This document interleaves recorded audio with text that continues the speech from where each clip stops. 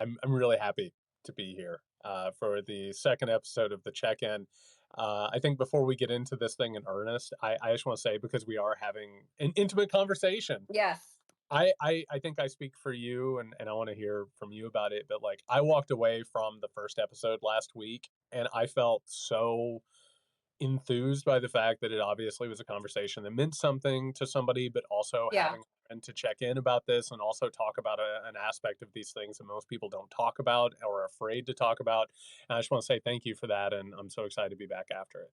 I left the conversation. I said, wow, look what happens when you don't just focus on the headlines, where you can actually have a space where you focus on your feelings, and I know that, this is not therapy, right? But in a way, I think that what we did last week and what I hope that this does for people is model how you have conversations about how you are processing through this extraordinary moment in our lives.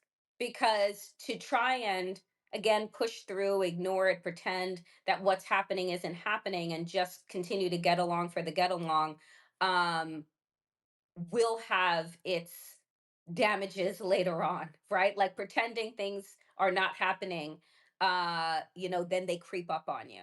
And I think that what we're doing with this show is to say, don't let it creep up on you. Let us have a conversation about it. Let us name it. Yeah, and I had heard from one of the people who tuned in last week that they then went out a couple of days later and they were talking to a coworker, and they were having a conversation, and I think this is the essence of it, and in a way we're talking about denial is what we're talking. Hmm. And denial is not just a personal activity; it's a communal activity, and it's a Yes. social and political activity.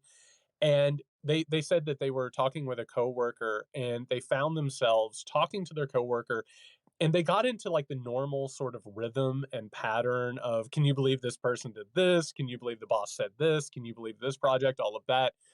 And then they realized that they were having what they like termed an inauthentic conversation, Hmm. right? They were basically carrying on in the middle of an authoritarian regime and an emergency and a crisis, Yep. not just at the presidential level and political level, but within their workplace, Yep. which is what happens. Like, this is a big giant ecosystem. Like, this doesn't just happen at the top of the chain, right? And they started to have a conversation about like, hey, this is how I'm feeling about what's happening in our politics and in our work. And they started like getting into a deeper conversation that they'd Yep. been needing to have their entire lives. And so it's kind of a hard thing to get into, but what we're actually talking about, and we were talking about that, just to go ahead and pull the curtain back. We were talking about this a little bit before we went live. A large aspect of this is the signs have been there for decades Hmm. that what we were heading in this direction. There's a reason why you and I for years have been sounding an alarm. It's not because we're psychic. It's not because, it's just that we were able to look at things as they were and start to have a deeper conversation about, hey, I think something's going on here. We need to take it seriously. And if you don't do that, it is an inevitable path towards things declining and eventually reaching something very, very tragic and very awful. I love the fact that you said that it's not that we are psychic. One of my favorite writers that I was turned on to in, like, I guess maybe it was 2014, 2015, was Octavia Butler. Wow. Legend, sci-fi writer, Black woman.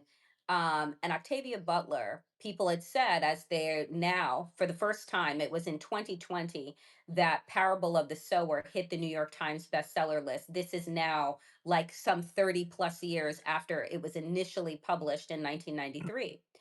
And Parable of the Sower and Parable of the Talents, this book pair, you know, pretty much lays out exactly what is happening right Yep. now. It, like, to a T.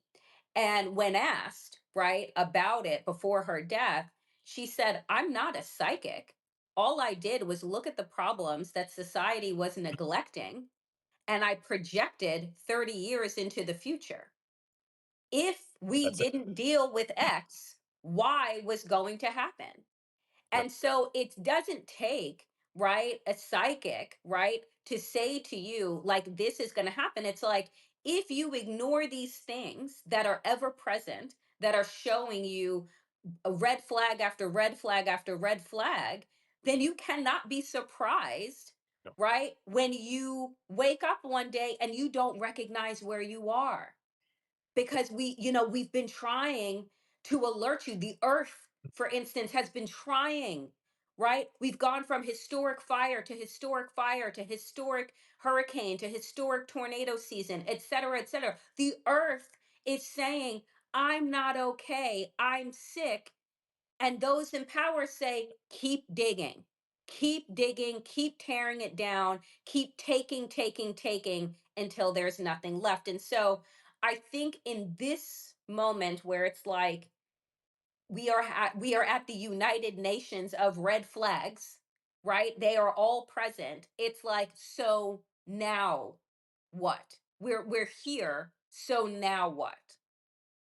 Exactly. And it's one of those things, and I think to get into sort of the psychological and the emotional component of it, what we have been now talking about for years, and it's like, I'm sitting here in front of the cover of a book that the subtitle has "The Coming Crisis" in it, Right. that came out in early 2023. And when I talk to people, they're like, "Jared, are we in the crisis?" And I'm like, "No, we are in the current crisis.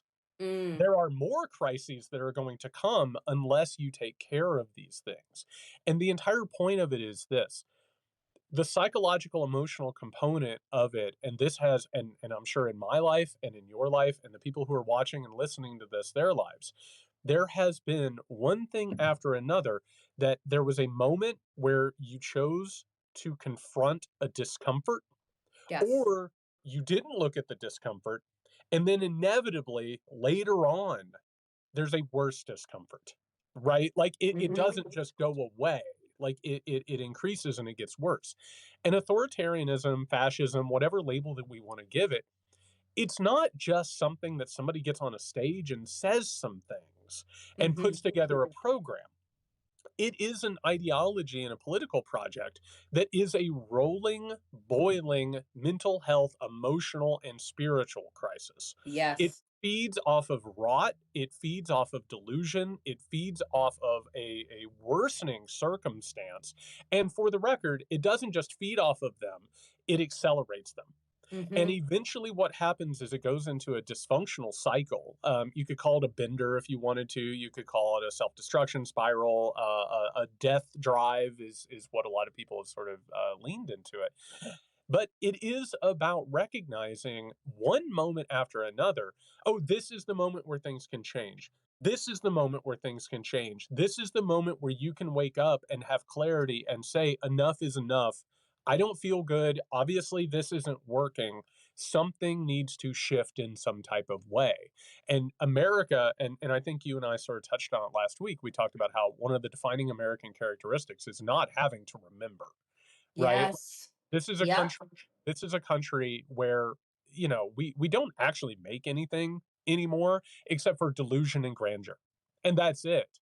It basically, America exists to give people a narrative and a mythology in which they can be more selfish, they can be more brutal, they can take more and more, and it asks less of you.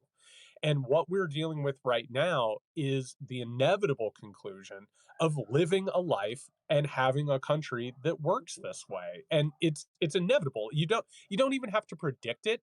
Like, that's actually a misnomer. Like, predicting it is saying what's going to happen in the next few years, and we can sit here and say what's going to happen in the next few years if something doesn't change. What it actually is naming it. And Yeah. once you name it, and anybody who's ever been through any type of recovery, once you name it, you have no choice. You are Right. either then actively engaging in something that you see as destructive for yourself and others, or you have to make a change. So you have to confront that discomfort where it is and make a decision that you're not going to keep going down that road anymore. I think, as many people say, once you name something, it ceases to have power over you, right? Those that have been, either in an addiction cycle, known somebody in addiction cycle, Yep. somebody who has been assaulted, sexually violated, like once you are able to name said thing, right, then it ceases to have its control over you. Until And you I give it think back. until Yeah. you give it back. Yeah. And I think that one of the things that I have wanted to name for so long about America is this moral erosion. Yep. It is a moral erosion that we have had that tells us that we can, to your point that you articulated, take, and actually never give anything back. And not only not give anything back, not want to give anything back, and not be required to give anything back. When we look around the world and we see, right, America, for whatever reason, has had this inflated sense of self, this idea of American exceptionalism, but when it's measured against other industrialized nations, when you're looking at satisfaction and happiness, America falls very well below those metrics of what is actually gratifying, right? We have, and I say this because conservatives have found a way to contort what I'm saying around moral erosion as saying that, well, we need to just then put up the 10 commandments in schools. No, it's this idea that we are not interconnected, that we don't have to care for one another, that like I don't need to know my neighbors, that I don't need to have time with my children if I have them at a table where I'm talking to them about their days, because not only am I interested, right, but I'm also modeling for them how to be in conversation and not just in a device, right? Like there are so many ways in which we have given up, right, what the things that matter, right, family connectedness, deep friendships, deep conversation, in in the response to like this saccharine type of lifestyle, this puddle kind of living where we don't really want to go to the depths of anything, we don't really want to open anything up for fear of what comes out, so we're just okay skimming the Yep. top. America is about skimming the top. It is the youngest nation, right? And because of that, the most immature. And so when we think about what we've been giving up over generation after generation and separating and disconnecting ourselves from, it's no wonder that you would then have a figure, right, and an ideology like Trumpism, white nationalism come back in, right, and take up space where we've created a vacuum. Absolutely. And I want to point out, because there's such a difference when we're talking about delusion. I think a lot of people, they think about delusion and they think it's just sort of like, oh, that thing's uncomfortable, I'm going to move it away. No, it comes with an accompanying mythology that you have to come to accept. So for instance, and I'm just speaking from experience here, I have to imagine that the people watching have had their own. Whenever you hear the right, the people who eventually became MAGA and are now like more or less fascist at this point, what have we heard from them for forever, right? Which is, oh, the most important thing is family, taking care of your children, doing those types of things. And yet, sometimes you'll be in rooms with those people and they're not paying attention to their children. They don't value their children. They don't Mm, necessarily like are yep, interested in the emotional lives of their children. yep, In fact, what you actually witness is a cycle of abuse and neglect that continues. And by the way, what happens when you raise people like that? They end up becoming like the thing that they were part of. And what are they interested in, Danielle? They're interested in baubles. They're interested in luxuries. What's actually more important than mm, anything? Like they will spend a minute talking about their children, what they did at school, or and they probably won't even talk about what they're becoming, right? Who they are as individuals. But they'll take you outside and they'll show off their brand new giant expensive truck, right? right, And they'll show you all of the features that it has and they'll walk you around. Maybe they'll even take you out and show their armory of weapons. And what ends up happening is that as that is what gets fetishized and what gets prioritized, all of a sudden you create a secondary experience within the United States of America in which their children are going to schools in which they might get gunned down in a mass yep, shooting, in which their children's education is being underfunded, in which they talk about how they want to quote unquote save children with the whole QAnon bullshit. But what are they doing? They're getting arrested for abusing and exploiting children. They're the ones who are basically trying to lay the groundwork for making other people's children not get an education and go work in sweatshops. And why does that happen? Because deep in the subconscious, and the privilege of being an American Mhm. is that up until now, we didn't have to look at this because we know, and as I'm talking to you, just to own my own shit, I'm talking to you on an iPhone that was assembled under slave like conditions, I know. using an iPhone that has resources and materials that were made available and affordable because other countries were put into authoritarian situations. The object that I'm using right now to talk to you about this thing, because we have to look inward and we have Yep. to look outward at the same time. This is a spiritual negotiation here. Those things are the things that are now happening in the United States of America.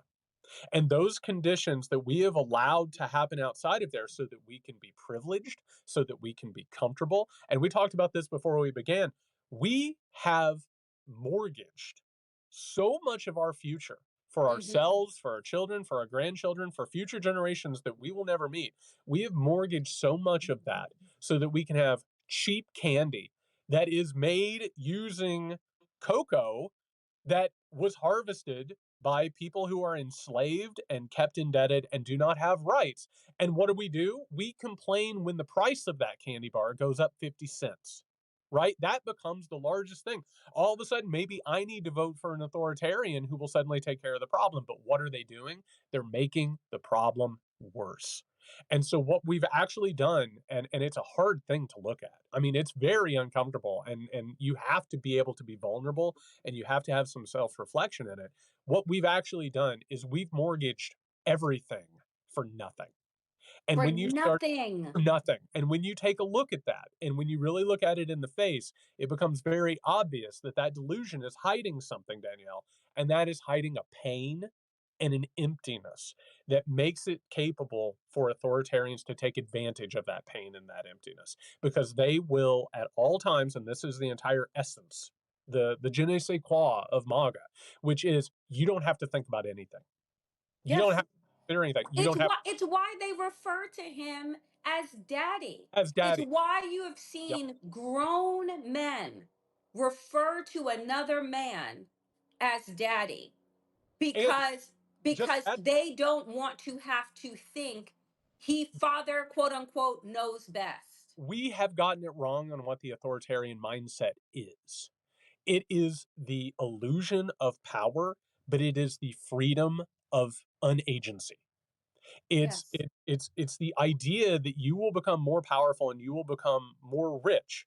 But what is actually happening is that you are giving up your agency to make your own decisions because you are more comfortable not thinking about what you're doing and the decisions you have to make because there's a guy over here who's going to tell you exactly what to do. You know, here's the thing that I find so troubling, and it's so many things. There's actually a study, and I've been meaning to ask you if you saw it, which is a study that came out that said that white people lack empathy, Mm, right? And it's like a major study that's been like circulating, and of course it's not getting like a lot of mainstream news and coverage around it, but I want to like unpack it. And maybe you and I will unpack it at a later date, but it is like this, it is the dissonance, it is the disconnection from pain, the ability. And I brought up that study because it's this idea that this country at the hands of white people could cause so much pain and suffering, yep, torture and abuse, rape and and disillusionment around their evil, and project that onto those that they are harming, and have little to no connection to that at all. Like, have no, there is no feeling of, my God, I can't believe we allowed this to happen for centuries. My God, what would penance look like in yep, this moment in time? My God, I don't want to teach my children that it is okay to own human beings, to break human beings in order for me to be tall. Like, white America has a problem, right, in this way. And I say that because it is white America's problem, and white America has been in charge, right? yep, And so what you see modeled is an absolute, like, just disconnection of empathy, of humanity, of personal responsibility. And it yep. is that pain that I think that white America has spent centuries not to face. On my Substack, I have this thing that I have this piece that I wrote that said white America shattered the mirror, right? Because anytime anything has been reflected back that isn't of like notoriety and praise and celebration, Yep. right? Then they need to destroy. And so my question is, if we understand that what we have, Jared, is this massive open wound Yep. that we have tried to put band-aids on top of, we have tried to As it's just become more and more gangrene. as it becomes more and more diseased, Yep. right? Like, what is it even possible, like, is it necessary then for there to be this blanketed amount of pain, even from those like my ancestors that have already experienced the generations of trauma? Is it necessary for the collective, right, to feel that kind of pain in order to be willing to face the wound? Because I don't see a way through this movement, through this movement of Trumpism, and through this moment of autocracy, if we are going to be unwilling to face the pain and And the it's wound. and it's complex post-traumatic stress disorder, because the entire history of America is not just one sin or one trauma. It was built on massive trauma and abuse of people. Like, the entire basis of capitalism is chattel slavery, period. And the entire basis of capitalism is empire and colonialism.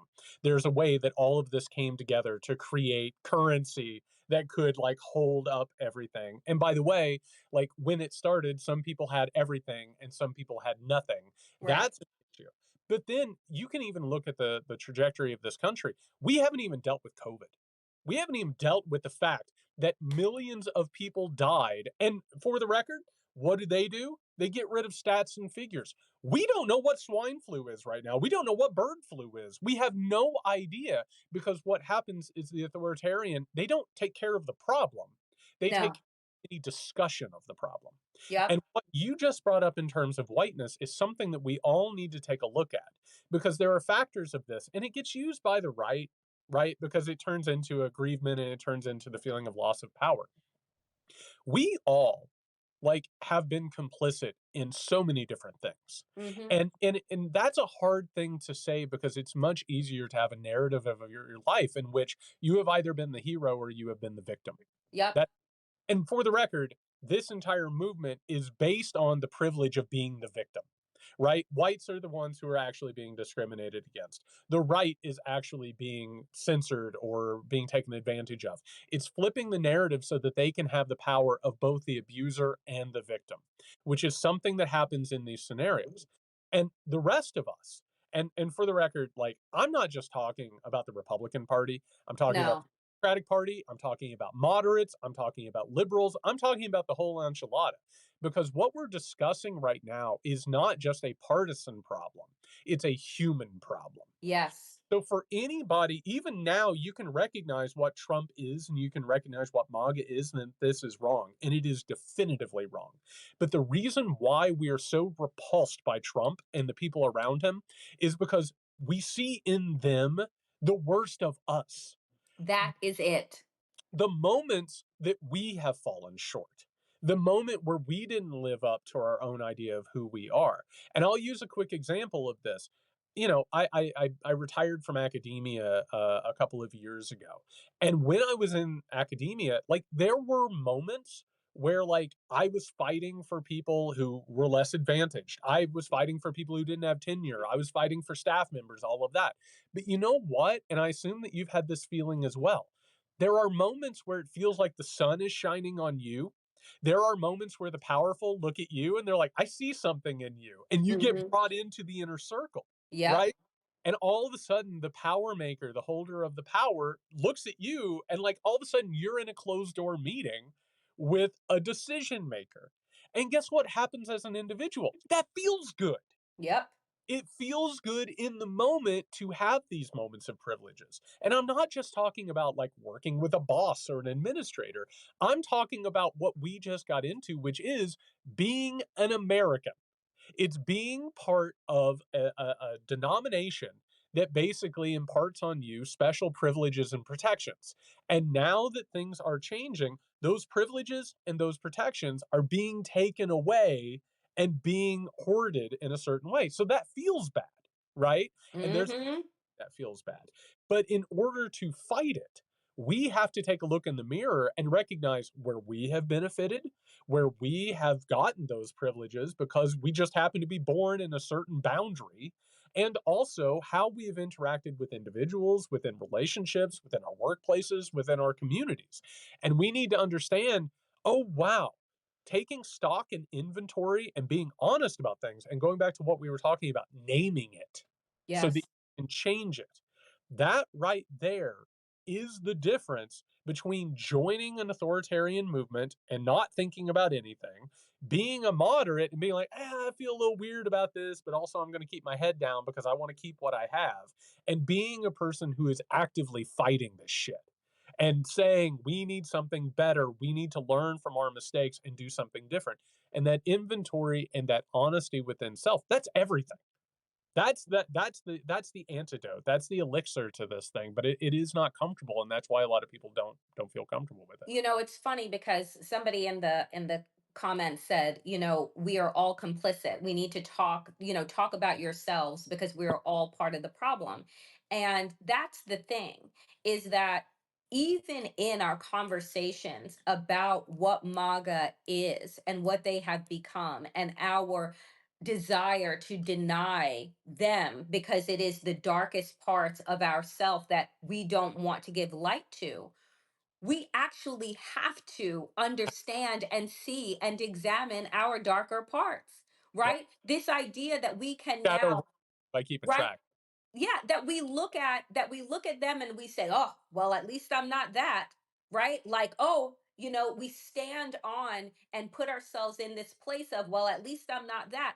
It's why, and I'll make this quick analogy. Why did we get a reality TV president, There it right? is.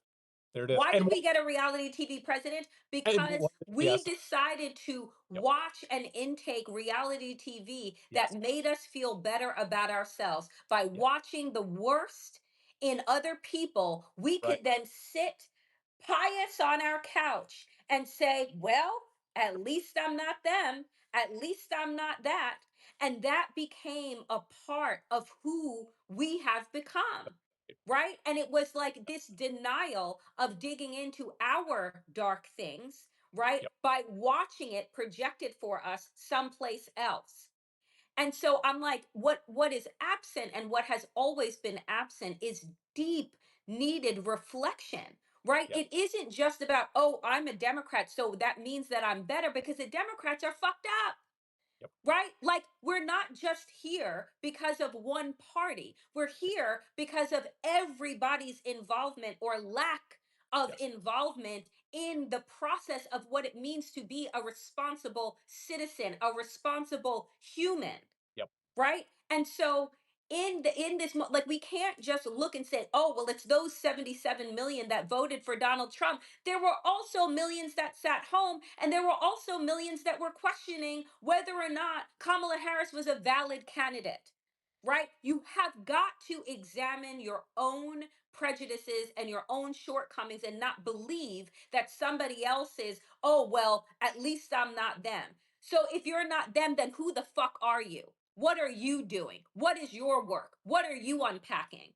Right? So that we can get to this next place. But I'm telling you, we are going to be, Jared, I fear, stuck in the soot and the mud and the grossness, yep, the sludge of this time, if we do not use this moment of darkness to examine why we got here, not to place blame on everyone else, but what did I do? What was my role yep. in getting us here?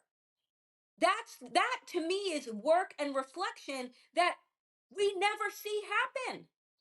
No. No, and it's not taught. I mean, that's the whole thing. Like, in order to actually learn what we're talking about, you have to go out of your way. Like, it's not a coincidence, and I'm so glad, and this is one of the reasons why I count you as my friend and why I'm excited about what we're doing. I have taken so much flack for exactly what you just said, which is reality television as the major dominant entertainment force in America. That doesn't happen accidentally. And Nope. the entire reason is because of what you just said, which is what politics gives us as well. The entire point of MAGA is to look at the enemy and say they are disgusting and awful. We must crush them. Then it has developed that what you have to do is then say, well, at least I'm not them. So you don't have to do work and you don't have to propose solutions. And that's part of the issue. The Democratic Party, and I've tried to explain this and it's tough. The Republican Party and the Democratic Party, like all parties, are representations of moneyed classes and interest, but they're also representations of the psychological conditions of a country.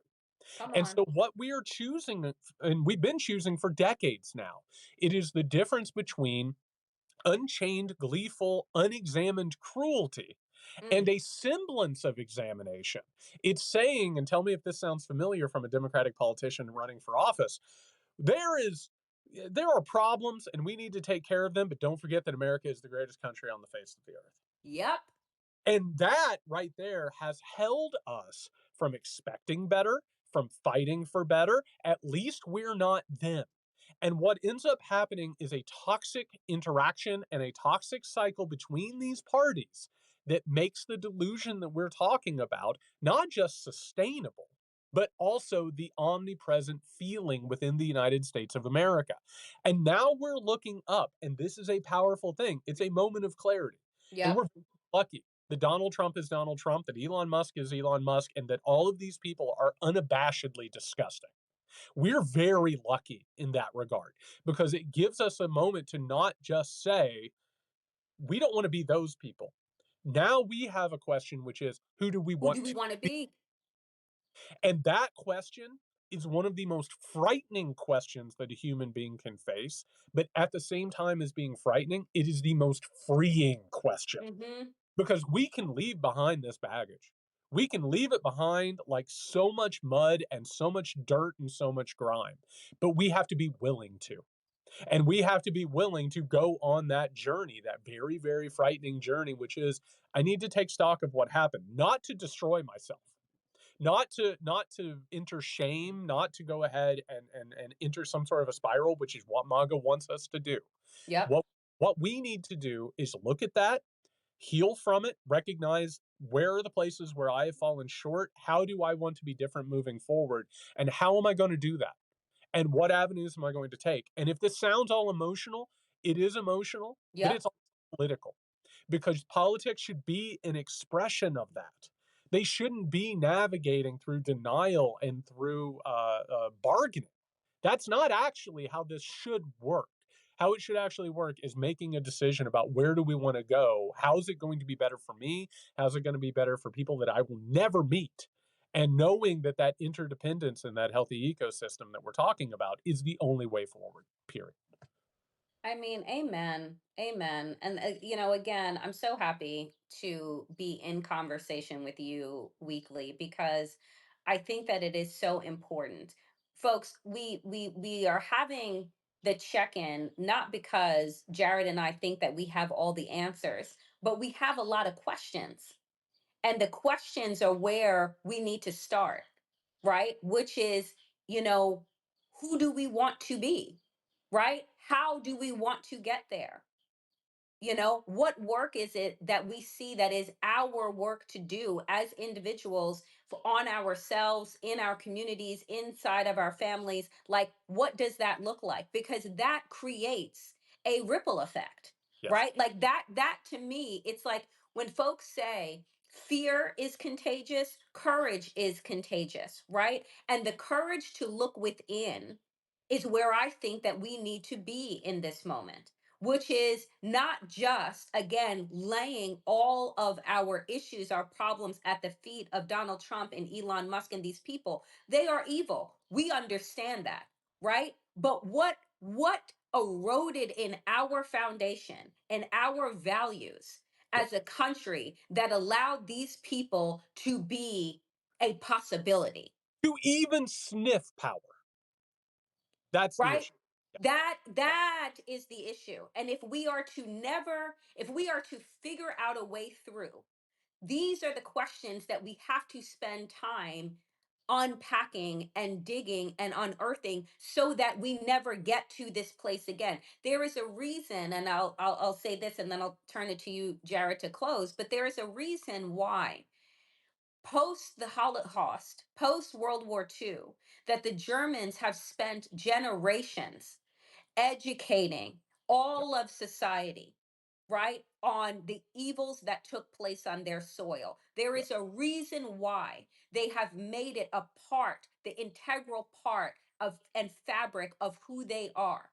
It was a remembering, right? A remembering of how we got here, a constant remembering and education on how we got here to this place where we could see our neighbors, our friends, and loved ones be carted off and everybody carry on as normal.